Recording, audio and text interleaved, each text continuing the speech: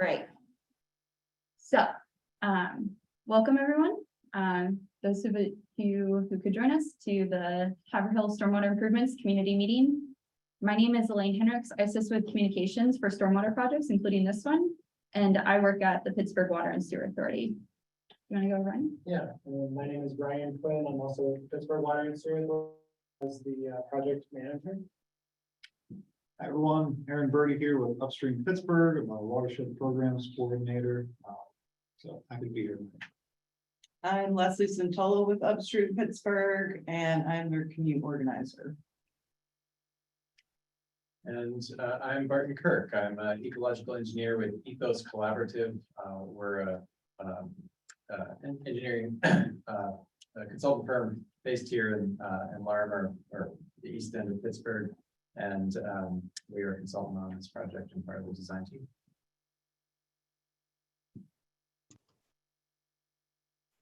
Hi everyone, this is Mike Pansita. I'm with the City of Pittsburgh's Department of Mobility and Infrastructure in the Streets Division.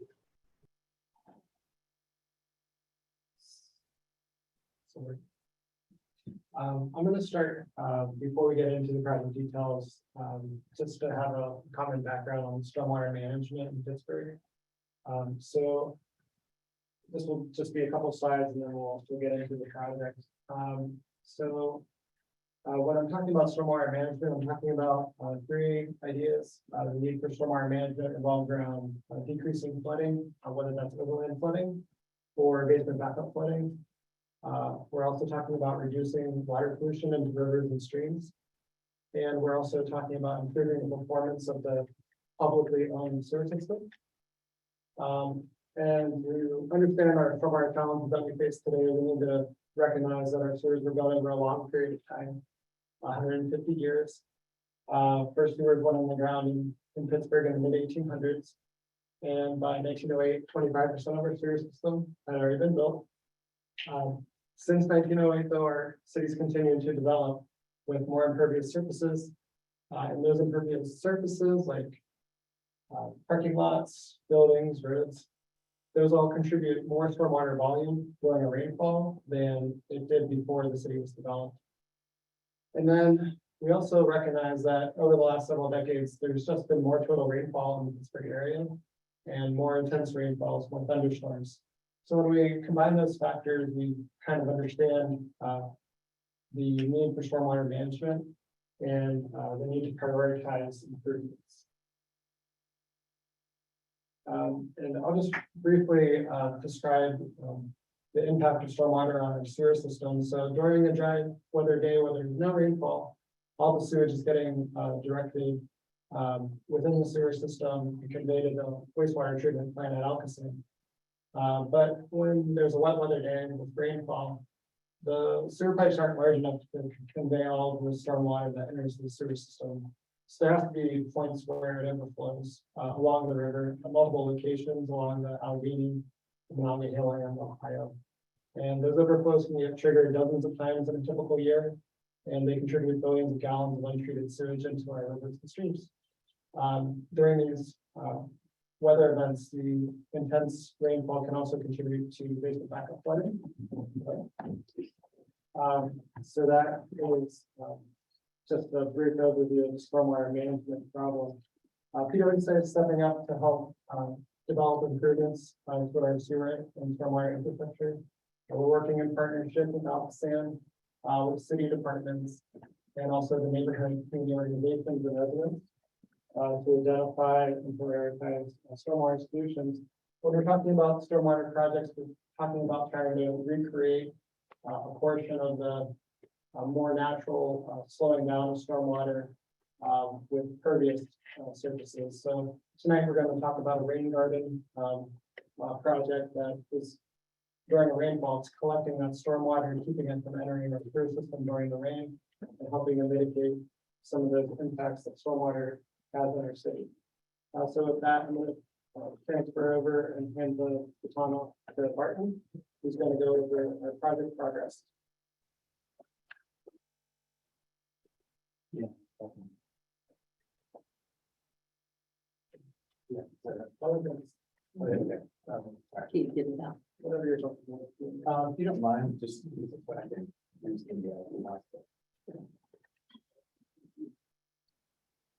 Good evening, and I'll just repeat the question one more time if we have the opportunity to those who are joining us via Zoom. If you are able to briefly introduce yourself, it would be fantastic. I am going to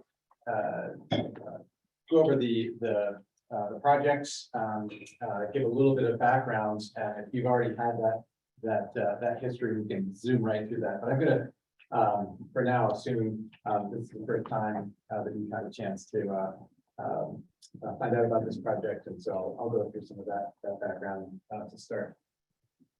So the project's area, the focus of this work with PWSA is really focusing on two sites in the eastern end of the Homewood neighborhood of Homewood, kind of the edge of East Hills and Homewood. And there are two related sites. We have the Haverhill Street site, which is upstream of a site of green infrastructure, green stormwater infrastructure that was constructed in 2015 at the intersection of Oakwood and Batavia Streets. And so we'll kind of be dividing the project up into those two areas, but they are certainly related. The Oakwood and Batavia site, as I said, is an existing green stormwater infrastructure site that was constructed several years ago and has experienced a number of fairly significant challenges over the course of its short life. And so we are going to be doing some renovations to that project. But part of that renovation is also addressing the root causes of some of those problems at the Haverhill Street site, where there was a significant landslide in 2018. And so really we're trying to address the root causes of some of the failures that we've seen with the stormwater infrastructure and then renovating that stormwater infrastructure.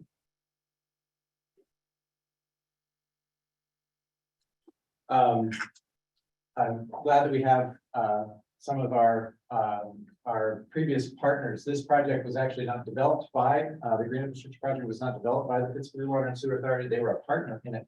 It was really spearheaded by the 9 Mile Run Watershed Association, which is now known as Upstream Pittsburgh or Upstream PGH. This project developed. It was one of the first actual green infrastructure projects to be constructed in the right-of-way, engaging by utilizing the right-of-way, integrating stormwater and sort of rain garden design into the streetscape in the city of Pittsburgh. This project, as I said, sort of started in 2014. I had a host of different partners, including the Pittsburgh Water and Sewer Authority. But this project was born out of a program of 9 Mile Run at the time called the Rosedale Runoff Reduction Project. And they went through a planning exercise to try to figure out where within the 9 Mile Run stream sewer shed, that means the sewers which sort of which are connected to the 9 Mile Run stream, where within that sewer shed they could target and focus green infrastructure projects. And so they looked for what they would call sort of high capture sites, particular intersections or lots or properties where they could capture a significant amount of stormwater with individual stormwater practices. And one of those sites that was identified was this intersection of Oakwood and Batavia. Our firm, Ethos Collaborative, was engaged by MI or Upstream Pittsburgh at that time to develop a design for this right-of-way green infrastructure project at Batavia, along with a number of other sites. And so that was constructed in 2015 through 2016, and we actually did some work with Upstream Pittsburgh to monitor the performance of that system. And after about a year of operation, we started to notice that there were some significant issues, and we quickly looked upstream and realized that there was an incredible amount of sediment that was coming down Oakwood Avenue from Haverhill, where this landslide had occurred. And Upstream Pittsburgh worked very hard. They were responsible for the maintenance of that for the first 3 years. They worked really, really hard to try to do their best to maintain that infrastructure. The Pittsburgh Water and Sewer Authority then took over that maintenance. And they also worked very, very hard to try to maintain the infrastructure. But the seep and the landslide that was generating a tremendous amount of sediment made that very, very difficult. And so earlier this year, certainly became a priority of Pittsburgh Water and Sewer Authority to see that this issue was addressed not only at the infrastructure itself, but address the root causes.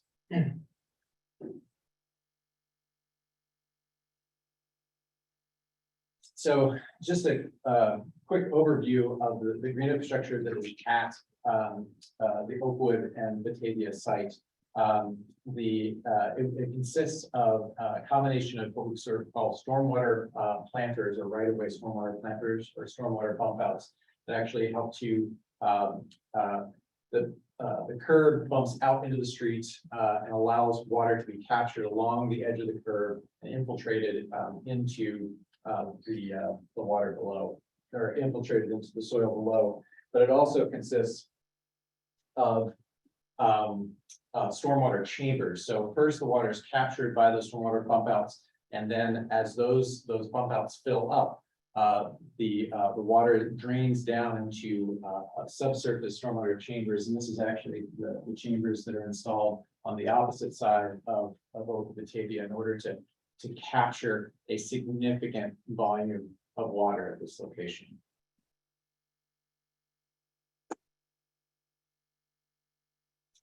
Just a, once again,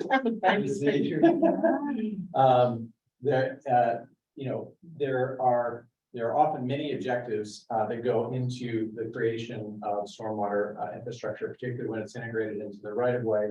And one is to obviously capture stormwater, but it does also provide an opportunity to make enhancements in terms of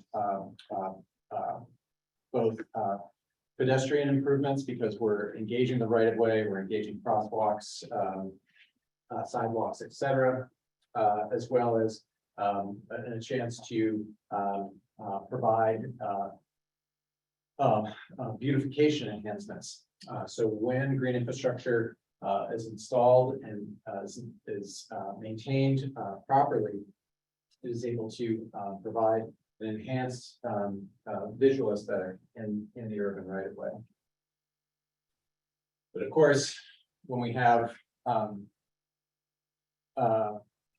when there's either a lack of maintenance or there are unexpected things such as the landslide occurred on Haverhill Street in 2018, as well as repeated vehicle strikes.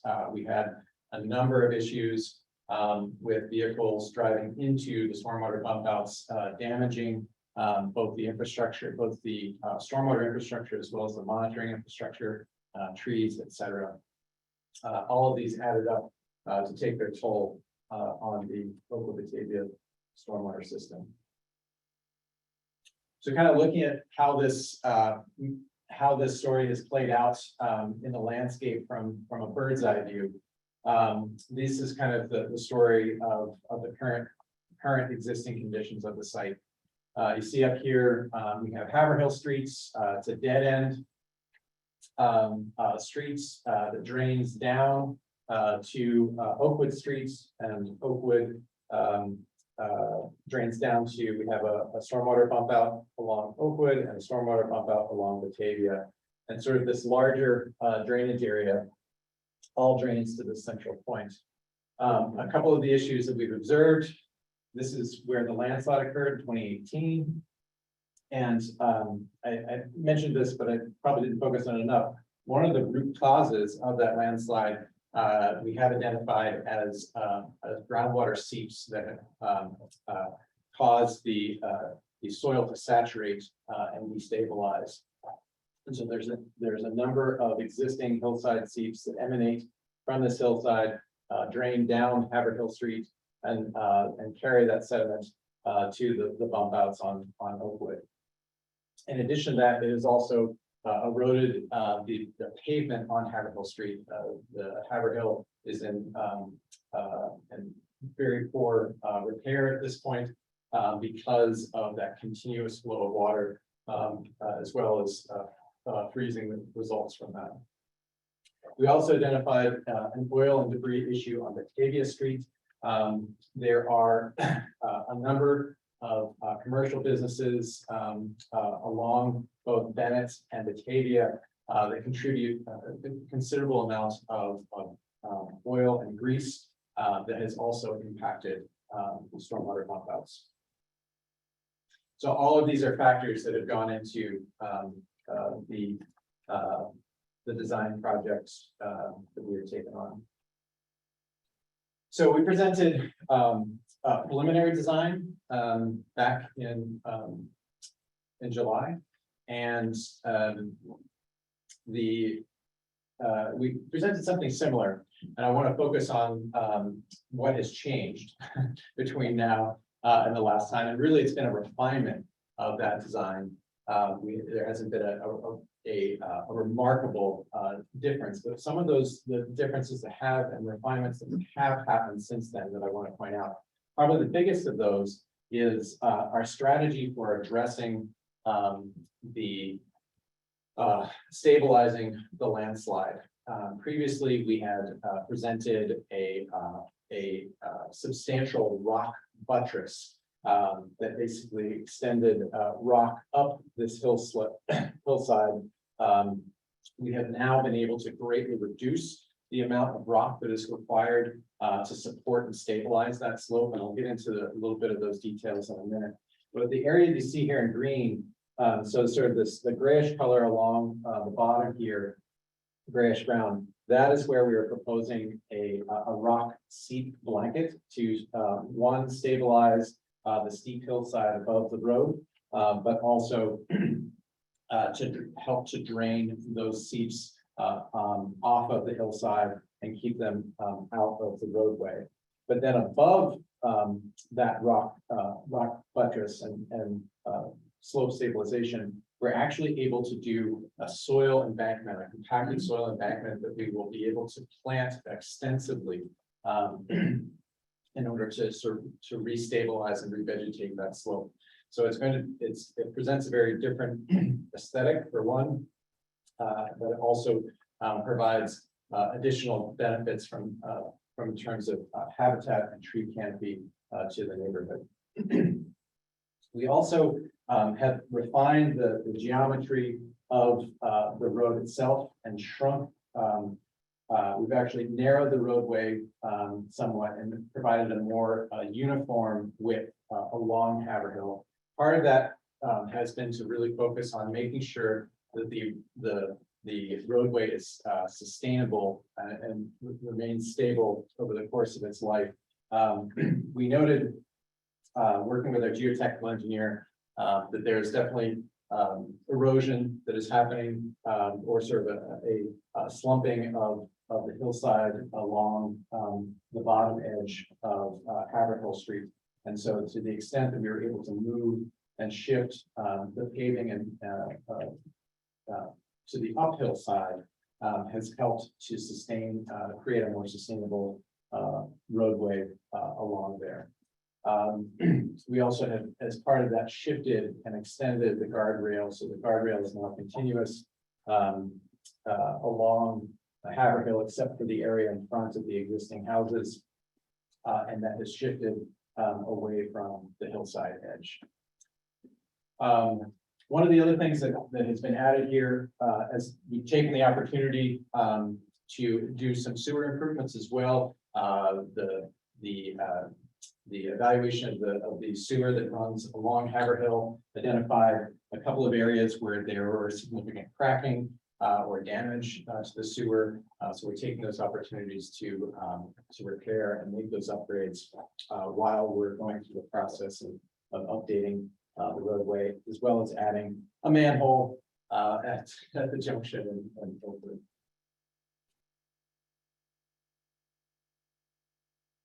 So getting into just a little bit more of the detail of what we're talking about with respect to the landslide mitigation. This is the area where the landslide occurred. You can see an old foundation here at the background. There was sort of a significant amount of soil that was washed away, much of which entered into our stormwater infrastructure downstream. And what we're proposing is basically stabilizing the bottom edge of this with a rock toe, and that provides support for a vegetated soil embankment above. How this kind of works out, what this sort of looks like from a construction standpoint, we will be sort of excavating out the loose material within that land. So this is sort of a cross section through. So if we're standing at the top of Haverhill Street and looking down the street, down here, this is sort of a cross section of the pavements. Here's the sidewalk. And here's the existing hillside. This is actually this little wall here is that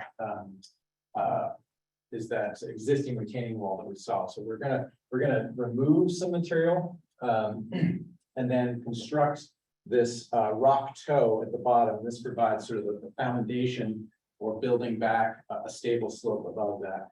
And then there'll be a rock drain, a stone drain that kind of works up the slope to pick up and intercept the seep water that's coming through the hillside. And that will drain down to a perforated storm drain that sits just below the street. And this will be filled with soil and also topsoil applied so that we can do extensive tree planting, shrub planting, and reseeding of that slope. This is these are some character images of roughly what it will look like. The stone will sit 7 or 8 feet high. So if you're standing here, there's definitely going to be a stone embankment there. But then above that will be a vegetated slope that will mature over time with mature vegetation. A couple other pieces to the work on Haverhill as part of addressing drainage overall includes repaving the entire street. As I said, we're sort of changing the geometry and the layout of that street a little bit to sort of pull it away from the slope and resetting the guardrail. We are doing sort of a continuous seep blanket to pick up the seeps along the edge of Haverhill Street. And we are also providing wedge cribbing to keep stormwater from eroding the existing slopes on either side.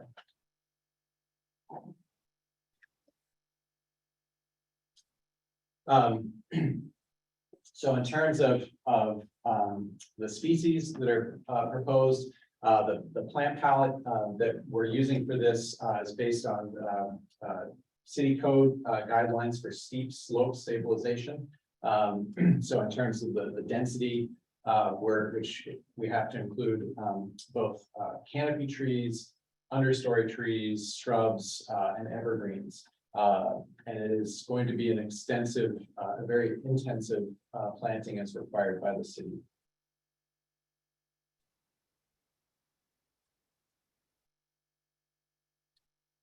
For what we have proposed at the stormwater green infrastructure itself, this effort, for the most part, is very similar to what we presented for the preliminary design. We're essentially rebuilding, replacing the soil and vegetation in each of the planters. We're reconstructing some of the planter walls to provide a more stable wall.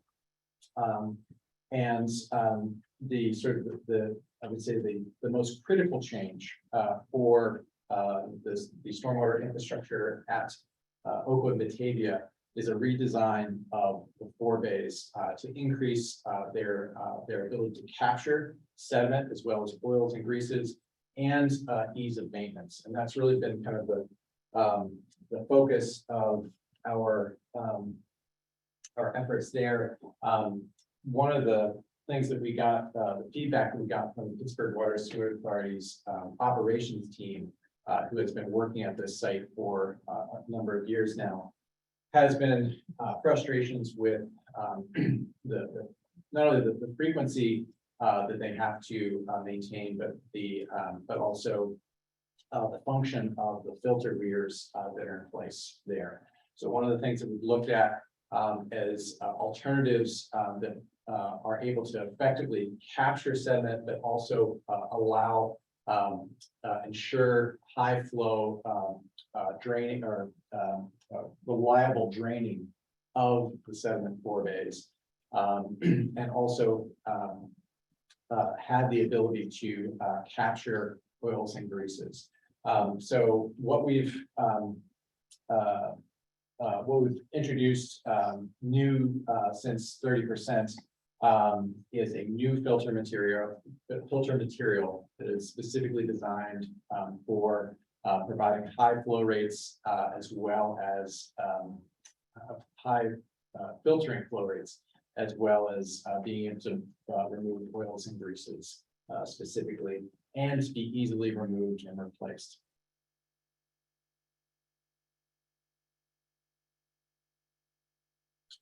Another big part of this has been also selecting species that are easy for the PWSA ops team or ops and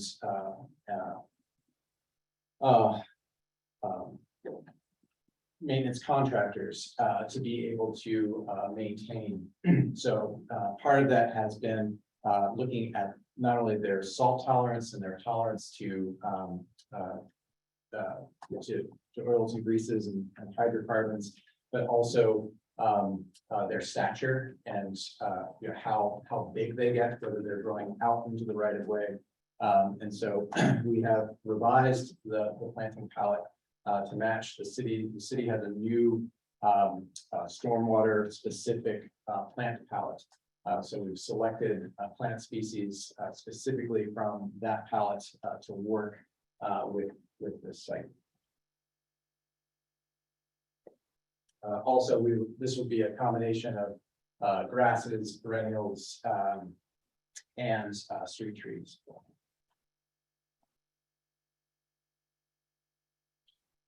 So I just also wanted to touch on what we heard from the meeting, preliminary design meeting. A couple of things that we had talked about and heard from the community. There were a number of comments regarding issues of traffic safety and traffic issues, pedestrian safety on Oakwood streets and particularly Oakwood and Batavia intersection. We also heard about issues regarding seeps and springs elsewhere in the larger watershed. There was discussions about concerns of, highlighting the concerns of the stability of the steps, the slopes, the importance of this project in ensuring stability and safety along Haverhill. And then also just continued engagement in this design process. So kind of reflecting back on those, where we've gone with this from here. So one of the things we really focused on, our colleague Mike Manzita, who is from Domi, who's online on the call here, directed us to his colleagues at the Department of Mobility, Infrastructure, and the Traffic Group that engaged in a mobility plan for Homewood, and the draft of that was released in June. that active mobility plan is available on the website down there at Engage Pittsburgh's Homeward Mobility Plan. And on there, they have the complete plan as well as some of the 30% drawings for what is proposed to address safety and mobility issues. So one of the things that we have been doing is trying to coordinate with DOMI in terms of what their proposed plans are for addressing safety along Oakwood with our plans. And that is something that's ongoing at this time. Right now, this is the intersection of Oakwood and Batavia Street. They have proposed adding a number of crosswalks, striping with signage, as well as adding slow arrows in the streets for the bend, which is presented as an issue for particularly speeding motorists. And there remains potentially some additional safety features that could be incorporated into the green infrastructure component of this that we are continuing to discuss with DOMI and could be incorporated into our final design, but that is still an ongoing conversation.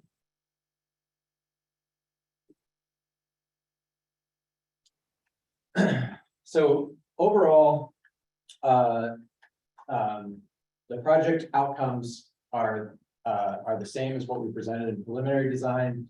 The intent of this project is to remediate the seep and stabilize the landslide, to restore the form and function of the existing green infrastructure, and also make it easier to maintain in the long term, and improve the conditions of the street on Haverhill, both from just a sort of a basic functionality standpoint, but also safety and visual. In terms of what has changed between these designs, we have, as I presented, we sort of refined our approach to the landslide mitigation. We're using less rock, more vegetation. We have refined the streets design, the street layouts, including how we're draining the stormwater and seawater off of there. And we have refined the forebay design to really ensure that long-term operation and maintenance.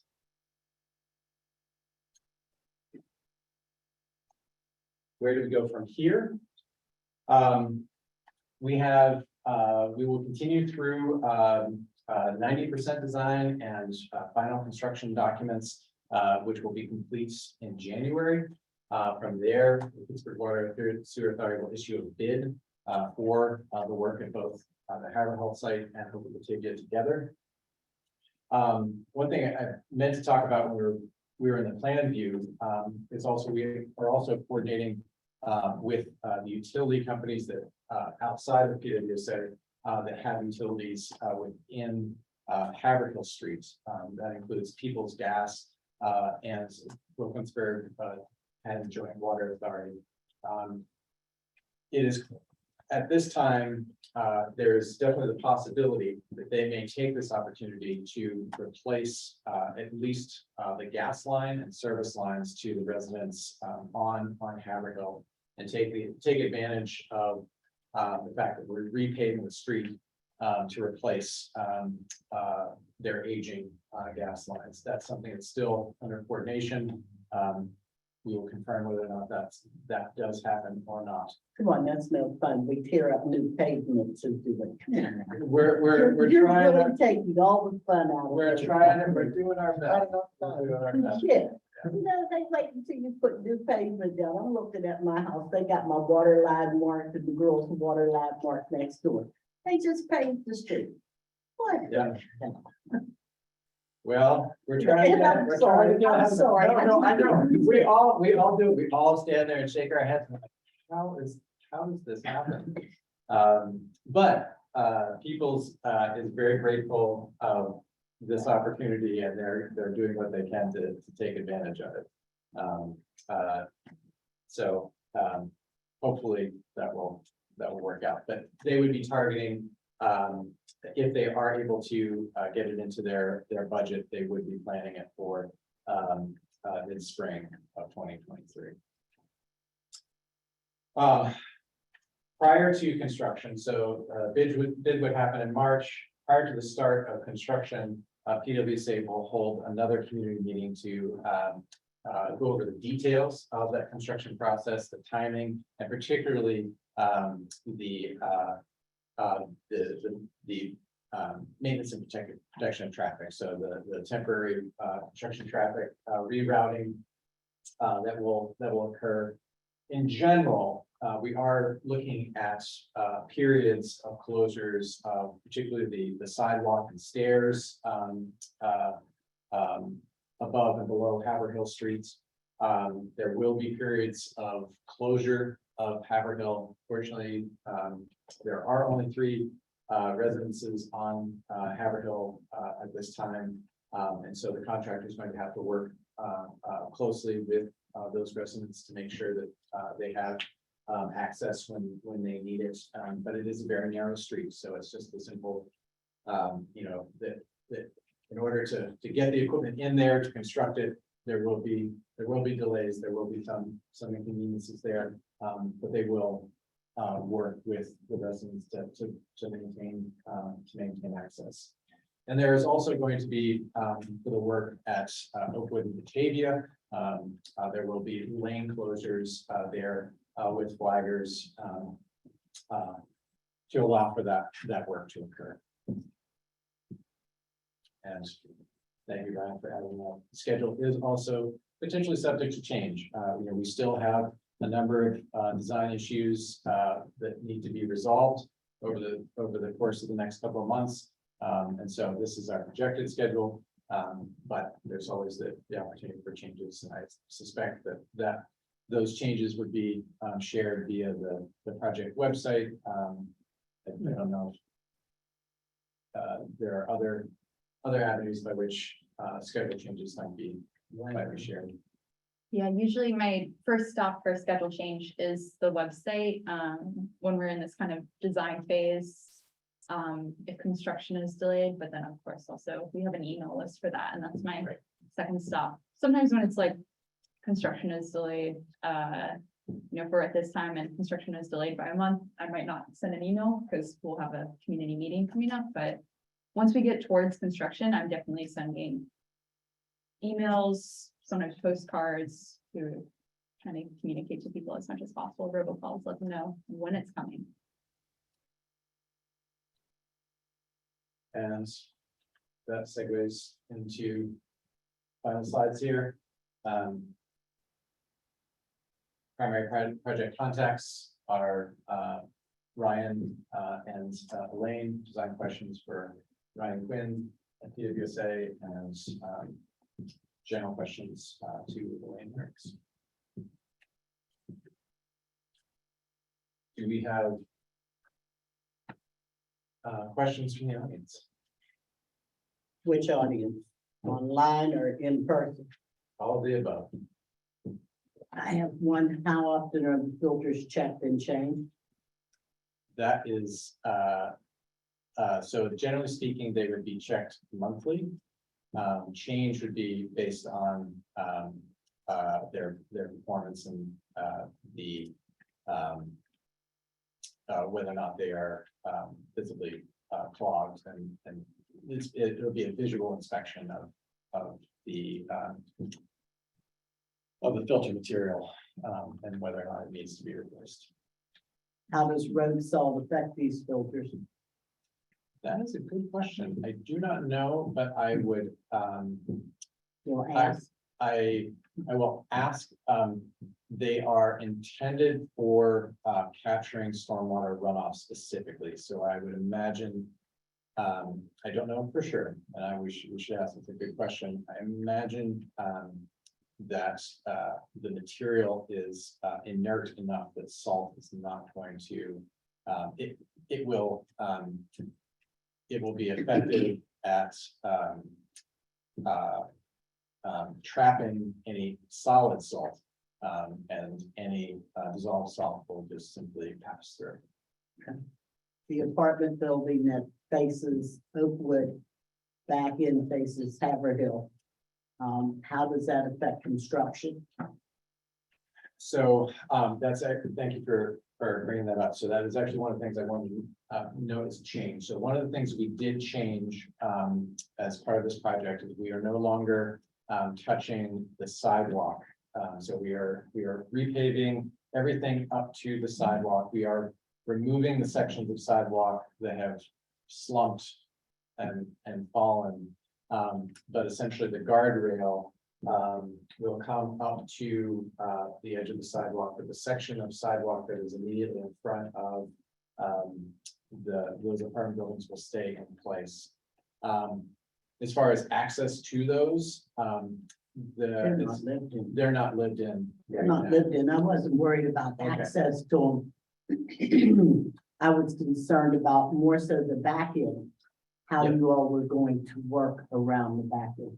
Yeah, so the back, so basically, from the sidewalk, because we're not doing anything with the sidewalk, that means we're basically not touching anything with that existing private retaining wall. Or it is staying as is for. You're hoping you won't have to, We are hoping. because when you yes. put all that equipment up there, you don't know what it's gonna do. And Yeah. let's be realistic. I'm not, Yeah. and I don't own the property. Yeah.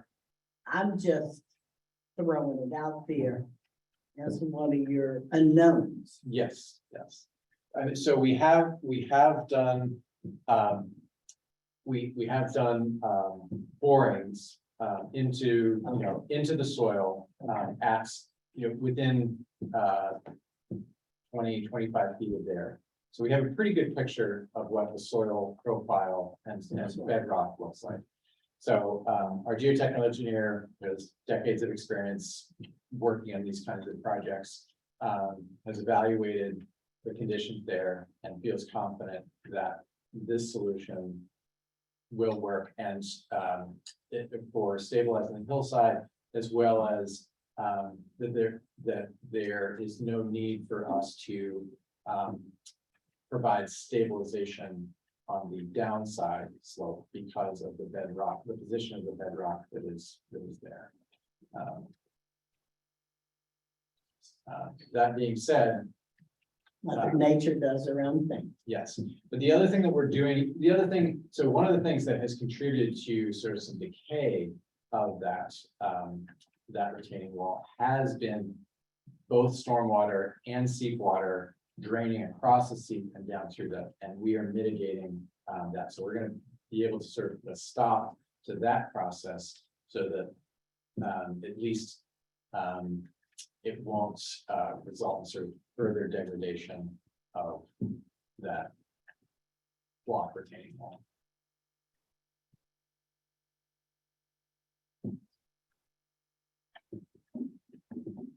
Any other questions? So I have a question about the vegetation, actually. I noticed a mixture of grasses in there. And I know that the existing switchgrass there tends to kind of spill over. Are these more of like a dwarf variety or one that's easier to contain maybe? Yes, I can't speak specifically to the species that were selected. Our landscape architect, that would be happy to. I've discussed the work. Yes, yeah. And so, but he's also, one of the things that, that we have been incorporating into this design is the city's new plant palette. And so I think we admittedly are still sort of getting accustomed to working with that palette versus the species that, that we have worked with in the past. There are a number of species that, we've relied, sort of been sort of our, foundation species that are not on that list. And so it's still trying to understand the full, like, ramifications of working without those. It's interesting. I'll have to check out the new planting guidelines. Yeah.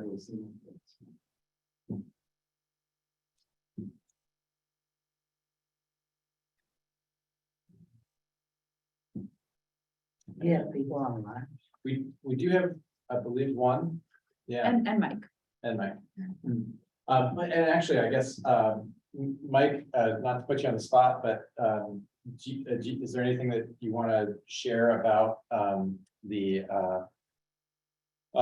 active mobility plan, beyond what I touched on earlier? Not really. Yeah, I talked to the traffic group about it. Just, when we were working on Oakwood Street, I asked to see if they, following our first meeting, to see if they had any, traffic calming or other projects coming up that we could coordinate with. They pointed me to the plan. I do think that the Engage page has a good amount of information. I know they're working on finalizing the design, and I believe they put in a capital request for construction. So it's just kind of also going through the process. But I'm working with that project manager to make sure that everything we're doing here is kind of copacetic with what they're doing along the corridor.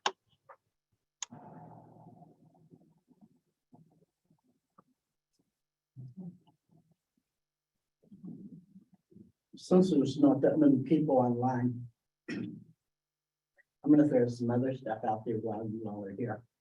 That is not about Haverhill. I think we've just about covered everything there. Yeah. If I'm wrong, correct me. But what are we doing with Wilkinsburg Avenue? No, I don't think that we done anything with Wilkinsburg Avenue, so to say. I think what we are doing, just like as an authority, we're kind of recognizing where there are existing issues and prioritizing them based on their impact. So I think, our follow-up was just trying to get more information about what the impacts are for Wilkinsburg or any other reported issues, so that we can kind of put that into our knowledge, so we can plan. Yeah, because it becomes a hazard in the wintertime. Yeah, so it's Have you been there? it's a seep that's causing the icing there. Yeah, you got a fresh spring that runs across the road. And it becomes an ice hazard about probably as long as this cable is. And then 2 lanes wide. And of course, we no longer have salt bins on the streets like we used to have years ago, where residents could go out and throw salt. So you're totally dependent upon the salt trucks to come in. So, we keep waiting and hoping that there's no major accidents there. And I don't live in any of these areas. I have a friend that lives up there. So visiting there and coming down, I can't think of the name of the street, starts with a D, down at the other end from Wilkinsburg Avenue. Dornbush? Yes. Coming down that hill. Oh, that's treacherous. Well, in the winter time, the salt truck doesn't even come down. It backs as far up as it can. Yeah. It's the second steepest street in the city. I think the eighth steepest in the country. Yeah, So I it's- Googled it one time. Yes. It is. Yeah. They do the bike race, the Dirty Dog. Oh. That's one of the bills that I think is. No, I don't think they do that one. Oh, really? Yeah, because I've done it. That's, They At did. least not when I did it. I think that is something about Pittsburgh that continues to astonish me. Is every time I see a really steep street, I'm like, this is definitely one of the steepest. And somehow, sometimes it's not. Like, Yeah, well, but it's just because it's not one of the steepest doesn't mean it's not treacherous, because that's, we live in a city where roads feel like they're 90 yes, degrees. because part of our water runoff comes from there and comes on down. And then the rest of it, of course, if you have a heavy rain, and you have nothing else on your agenda, just drive up Frankstown. And you can see where the water just snakes from one side of the street back to the other side. Because it leaves sediment. Yeah. The whole way. I believe that area you're talking about is actually a historic part of the 9 Mile Run stream. that It used to is, run it is. Right Mhm. through there and then just over it, and so water will always find its way back to where Where it wants to be. it wants to be, yep. You all should have had Claudia here for this presentation tonight. Are you laughing at me? I think we only get the inside joke on this side of it. And that's what I was gonna say. He doesn't really, that's why I'm looking at him. I'm like, you don't really know. Where is Claudia from? Yeah, well, yeah. It's on our board. Yeah, oh, you know her. Yeah, I've worked with Claudia before. Okay, so you laugh knowingly. I'm not sure. I understand. I'm on the record. I don't understand. This is off the record. Oh, it can be on the record. I don't. I said it. Yeah, I mean, we have some time to talk. I mean, so like this project was more clearly a city responsibility because it's a city property that has a landslide on it. Let me say this, when the landslide first happened. Yeah. I happened to be coming home. And I had just deleted it off my phone recently, and I was trying to figure out, is there a delete section like there is on a computer? Where you can go to it and find stuff you deleted, but you didn't totally toss out, and I couldn't find nothing. But I'm not that phone literate, okay? But I actually took a video of the muddy water coming off of Haverhill and running down Oakwood. And at that time, Brenda was at 9 Mile. And I called Brenda and I couldn't, it was too big for me to forward to her. So I actually got with Brenda and showed it to her. Because it was like a little river running down the street. And that's when she sent you guys out, you all put the sand, whatever you call those bags at the one end, so the Sand bags, water yeah. couldn't go in. Cause it was thick with mud, it was terrible. Right, and that was 2018, there was a lot of landslides. there, Yes, and yes. so, And, And then I took a city person up there and showed it to them. Because 311. We kept calling them, we weren't getting any kind of responses. And again, I don't live in that area. I don't live right there in that immediate area, but I live in the area. So. I saw it do its destruction slowly but surely. So in that regard, when you said this was related to, it's a city-owned parcel with an issue that is causing, problems and that can be addressed. If there was a city of Pittsburgh parcel that the seep on Wilkinsburg ran through, yeah, that would be consideration, right? that could potentially, so maybe look at some maps with the Missy and see if we can. Gotta be city. It's coming out of the hillside that no house is on. Again, So it's what reasonable. is wooded area? City. Yeah, these unimproved hillsides are typically city property now. City. That hasn't always been the case, though. So. I think I'll follow.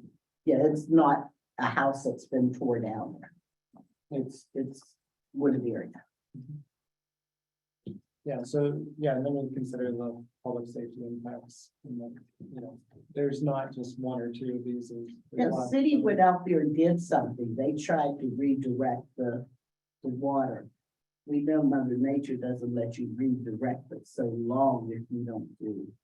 Are you talking about curbing or something else, or? I think they did some curbing, but they actually need to. And I have to get out the car and look at it closer.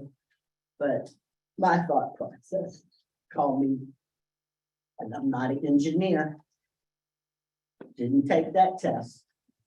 But I could see them building a dam and running under street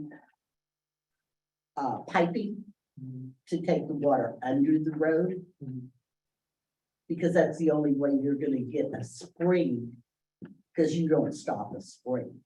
Mhm. So you have to work with the spring and control the runoff from it another way.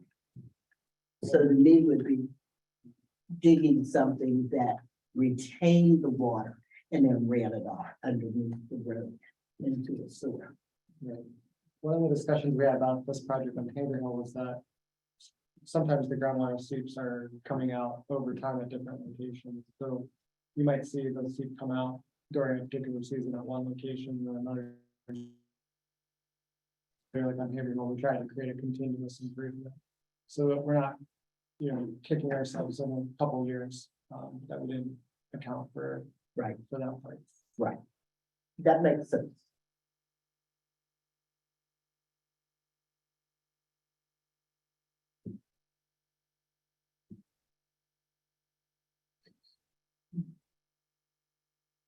Yeah, we should go check that out since we'll schedule a time for you to drive out. To go up there? Yeah, Yeah, take some we'll do pictures. that Yeah, whenever. just take photos. So we can kind of document, Yeah. like you said, it changes over time and, with precipitation, and, it's like an intermittent stream too. The seasonality changes with how much is flowing out of it. There's times when at Oakwood, Batavia, there's no water flowing down the street. And when I drove past today, there was, ample water flowing down the street. So it's It was raining. exactly, so it's documenting it over time Mhm. too. So, well, we can connect on that. Not a problem. I don't think I've observed dry period in Haverhill this year. No, because of the amount of rain we've had, it's been an overabundance. I'm about sick of it. I'm looking for Indian summer. I'm looking for fall. It's showing me winter. I'm good to go. I can go home early. No, I'll take that. For the person on the phone who's joining us, I wanted to give you one last chance to ask any questions if you have any, if you want to come off mute. And then if you have any questions, we'll try and answer them. And then after that, we might end a little bit early today. And I think, I can scroll back through this real quick too, if you need the code to come off mute from the phone as well. Yes, it is *6 on a phone if you want to unmute. Or even if you don't have any questions, just share your relationship to the project. If you're resident on the street. Or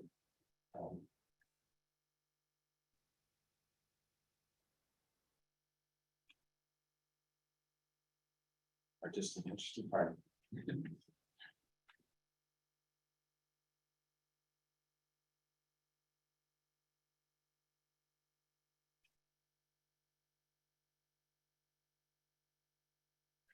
Also, just so if someone on the phone doesn't have anything, Aaron, I just realized, did you want a chance to talk about upstream? I just realized. I think Barton did a very good job covering the timeline. I'll just add that, all three of us are, Ms. Z here is on our board. We're all very in support of this project. We're very thankful that, what a great team of engineers at PWSA and Doan working together to try and bring life back to this project that was, initially an attempt to not only manage stormwater in Homewood, but also, try and improve the neighborhood there, reduce blight, and then also try and improve our watershed. So we appreciate all the work Ethos, PWSA, everyone's doing to try and again bring some life back to this amenity, this community amenity. So. And I voted as to both board and community resident. So, my goal is, knowing that Upstream did a fantastic job on trying to mitigate the runoff. But at the same time, making sure the community is aware of what's going on and is happy with what the changes will be taking place. And I know we don't have that much community that has come to this meeting, but hopefully something could be sent out to them on a regular basis to try to drum up more interest. Yeah, I know you're pulling your hair out. oh yeah, I was, Don't do that. yeah, I'm trying to figure out, like, what we need to do better to get more interest, because this time I did, a robocall to the neighborhood and an email to the email list that we had from the last meeting. I then sent out a postcard to the general neighborhood, and then Ryan and I went and hung door hangers on all the houses on the streets right there, which we thought door hangers might get some more folks, but it could also just be that, you know, some days people just have a lot going on in their lives and aren't able to make it to a community meeting, and so yeah, I'm trying to figure out the best way to show them. You've done all that you can do. And we do post the meeting. So that you can Yeah. check over. Yes, and that's part of, I'm taking notes and recording, and so we'll have that. And I think my, you know, my basic way I share updates usually is like the website and emails. But I know not everyone's getting emails, so I think we'll continue to try and use door hangers, at least for the folks who live right there. That's usually like, you see it coming home, then, What are you doing, Batavia and Haverhill? yeah, Batavia, Oakwood, and Haverhill is what we Okay. hit up on Monday. And some of the side streets out there. Yeah, a few where we saw, you know, some of those Down errors. Kelly. Did we get info? There's not that many houses right there in that area, but there are some. Yeah, we went down the street right at the intersection of Haverhill and Oakwood. Haverhill and Oakwood, that's Hamilton. Yeah. That's the steep hill. Yeah. Which is Hamilton. You only have the houses on one side and you only have about 6 if somebody lives in. Yeah, And then if you hit Kelly right there, you don't have more than 6 again that somebody lives in. yeah. So it could be that folks are just, you know, maybe they go look at the website and they say, okay, that's How fine. much does this affect the upper part of Singer? So, so this doesn't, this work won't directly engage Singer Place, but one of the things that actually, we did do over the last couple of months was take a closer look at Singer Place, to confirm whether or not, there are significant contributions from Singer Place, and we concluded that there aren't. There are some needed stormwater improvements up there. There are a number of inlets that are pretty in need of cleaning and potential replacement. But for the most part, there's still like a continuous curb, and generally speaking, the drainage is still routed along Singer, along the right of way. Okay. It's not running over the fence. Just ask. I mean, I'm trying to make sure we're including all affected and interested parties. They certainly could be, I don't know, did you do any door hangers on Singer? Included them in the first cards. Yeah, I'm not very good at street names right now, so is Singer Place the street that's just immediately above Haverhill? I actually did send them robocalls and postcards. We didn't do door hangers, but yeah, I sent them postcards and robocalls. Cause I figured, Yeah. I like to think to myself, if I'm someone who could potentially hear construction happening, Yes. then sure, I Right, would like that's to know good. what that construction is. Right. Yeah, that's great. So, okay, well, I've got all my input I could think of.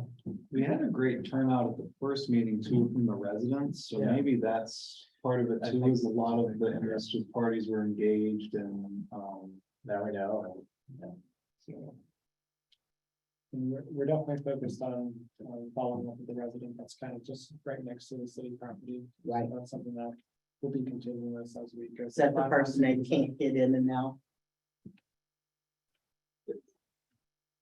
That's, so the person at the far end, presently they can get in and out, but they would be affected by, they would be affected the most by the construction, but they're also affected by, one of the seeps is emanating from their property, and so, ideally, this project, would actually extend onto their property, but pick up a lot of some of that, rather than having to drain off of their property into, this. And there's, so it's part of the coordination, we're still trying to work on this. I'm done. Okay.